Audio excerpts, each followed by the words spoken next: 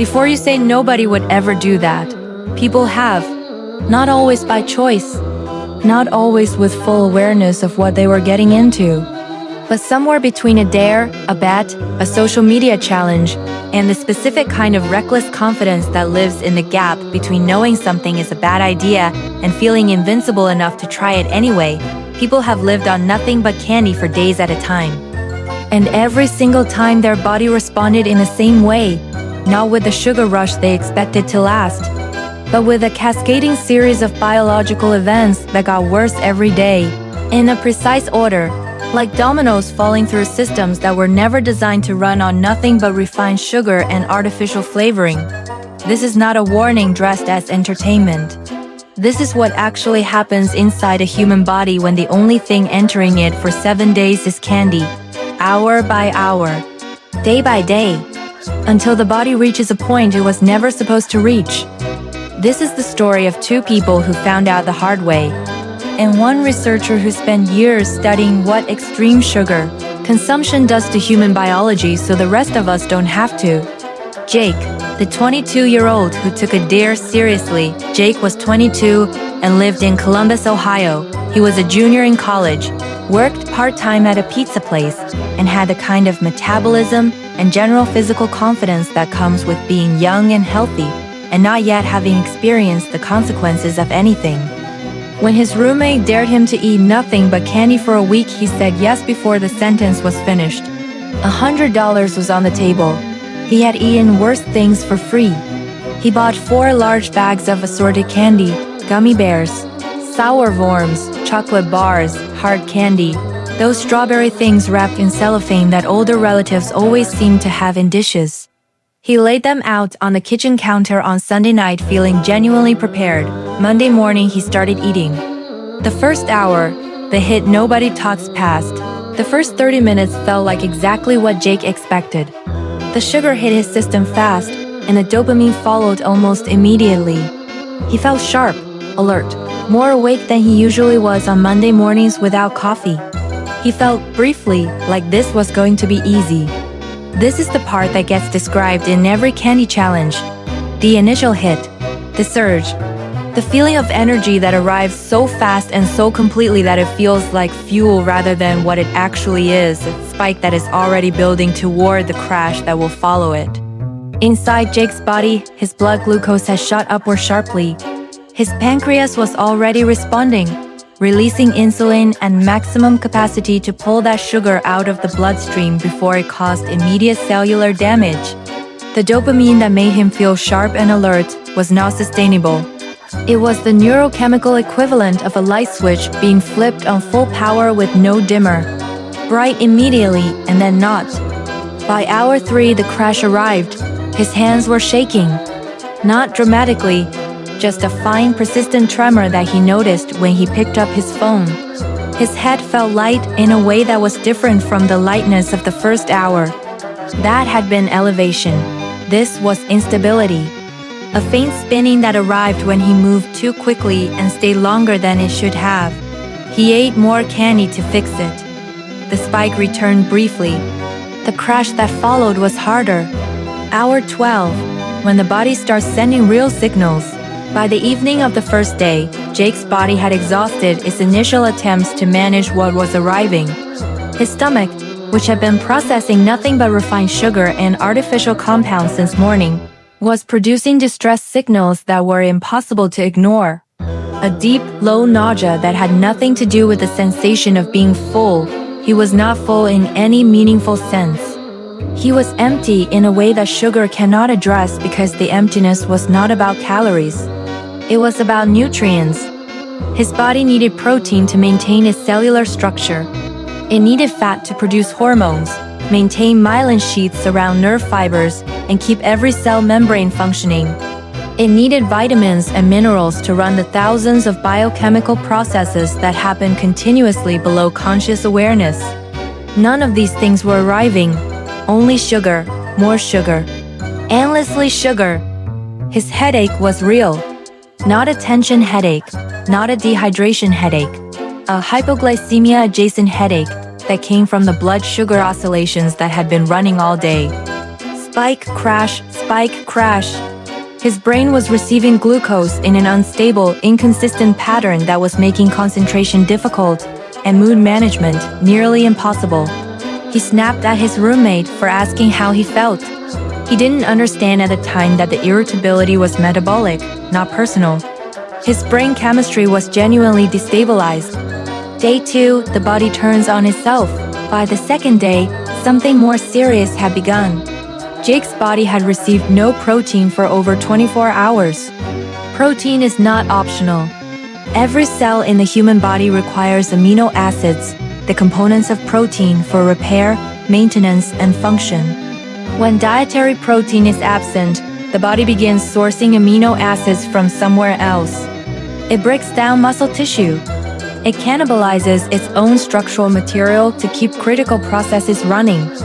Jake noticed this as a weakness that felt different from ordinary tiredness.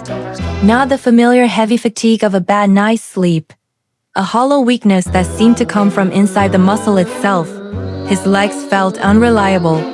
Climbing the stairs to his apartment required more conscious effort than it ever had. His skin had broken out significantly overnight.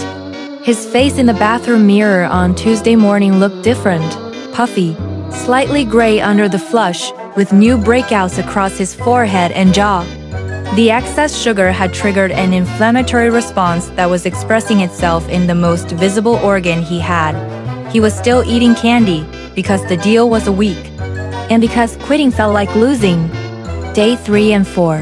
When fear arrives by Wednesday evening, Jake had stopped thinking about the $100. His gut was producing sounds he had never heard from his own body. A deep, grinding churning that accompanied a nausea that had become constant rather than occasional. His intestinal bacteria, which require fiber, complex carbohydrates, and a diverse range of nutrients to maintain the ecosystem that keeps digestion functional, were being starved of everything they needed while being flooded with the refined sugar that feeds the harmful strains at the expense of the beneficial ones. His digestion had effectively stopped working. Nothing was moving through at a normal pace. The candy that wasn't providing nutrition was simply sitting in a gut that had lost the bacterial diversity to process it efficiently. On Thursday morning, he woke up with a heart rhythm that felt irregular in a way that alarmed him. Not a rapid heartbeat, something less predictable. A pounding that seemed to skip occasionally and then compensate. His chest felt tight in a way that had no obvious cause. He was 22 years old, and his heart was doing something he had never felt it do before. He was experiencing early symptoms of hypokalemia, low potassium, combined with the magnesium depletion that extreme sugar consumption accelerates. Both minerals are critical to cardiac muscle function. Both had been depleted over 3 days of consuming nothing that contained either of them. His heart muscle, like every other muscle in his body, was running on a system that was missing critical inputs. He called his roommate into the room and said he didn't feel right. The researcher, Dr. Angela Morris. Dr. Angela Morris was a nutritional biochemist at a university in Chicago who had spent 12 years studying the physiological effects of extreme sugar consumption. She had not eaten a week of candy. She had reviewed the cases of people who had, voluntarily and involuntarily, and the pattern across them was consistent enough to publish. She described the progression in precise clinical terms that translated, in real human experience, to exactly what Jake was going through. Day 1, she explained, the body manages the sugar load through normal insulin mechanisms. It is unpleasant but survivable. The real damage is invisible, the inflammatory cascade beginning in arterial walls, the beginning of oxidative stress as cells process enormous glucose loads, the first depletion of B vitamins that are consumed in processing refined carbohydrates. Day 2, muscle catabolism begins. The body is cannibalizing itself. This is not metaphorical. Muscle tissue is being broken down to provide amino acids for cellular maintenance. The visible weakness is real structural loss. Day 3, the gut microbiome shifts significantly. Beneficial bacteria die in large numbers. Harmful strains that thrive on sugar expand into the space vacated. The inflammatory compounds these bacteria produce enter the bloodstream, contributing to the anxiety, mood instability, and cognitive dysfunction that people in extreme sugar states consistently report. The line between metabolic distress and psychological distress disappears because they are the same thing expressed in different systems. Day 4 and beyond, electrolyte depletion reaches levels that affect cardiac function.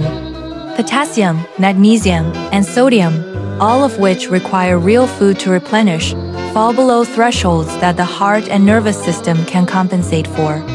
The paranoia, the chest tightness, the sense that something is deeply wrong, these are not psychological reactions to a challenging situation. They are the accurate perceptions of a nervous system that is genuinely operating in crisis. By day 5, she said, a healthy adult who continues will begin experiencing symptoms that require medical intervention. By day 7, the consequences of continuing are potentially irreversible.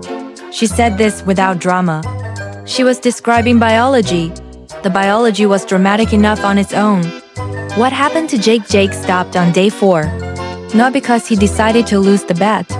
Because his roommate looked at him on Thursday morning and said, "You look like you need a hospital," and the honest answer, which Jake did not say out loud, was that he thought his roommate might be right.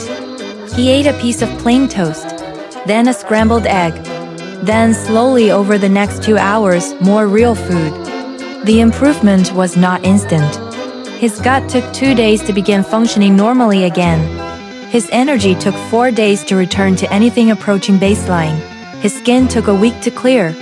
His mood, the most invisible of the symptoms, took the longest. The anxiety and low-grade paranoia of days 3 and 4 didn't fully resolve for nearly 2 weeks. He did not collect the $100.